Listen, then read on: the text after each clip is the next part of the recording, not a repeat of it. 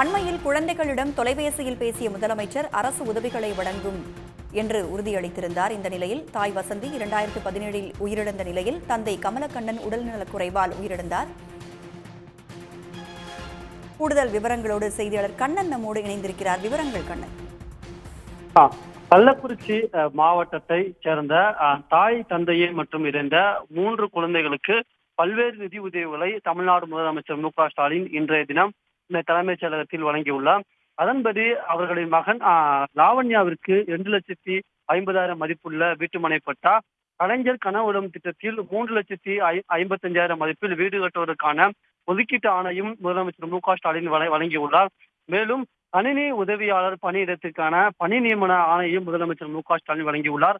மகள் ரசிகா மற்றும் மகள் செல்வன் அப்னேஸ் ஆகியோருக்கு அன்பு கரங்கள் திட்டத்தின் கீழ் மாதம் 2,000 ரூபாய் நிதி உதவி பெறுவதற்கான ஆணைகள் மற்றும் செல்வி அதாவது மகள் ரீனாவிற்கு திறன் அழகுக்கலை பயிற்சிவதற்கான ஒரு 6,000 ரூபாய் உதவித்தொகையும் தமிழ்நாடு முதலமைச்சர் மு.க. ஸ்டாலின் இந்த தினம் சென்னை தலைமைச் செயலகத்திலிருந்து இந்த பல்வேறு இந்த உதவிகளையும் அந்த 4 குழந்தைகளுக்கும் முதலமைச்சர் மு.க. ஸ்டாலின் வழங்கினார்.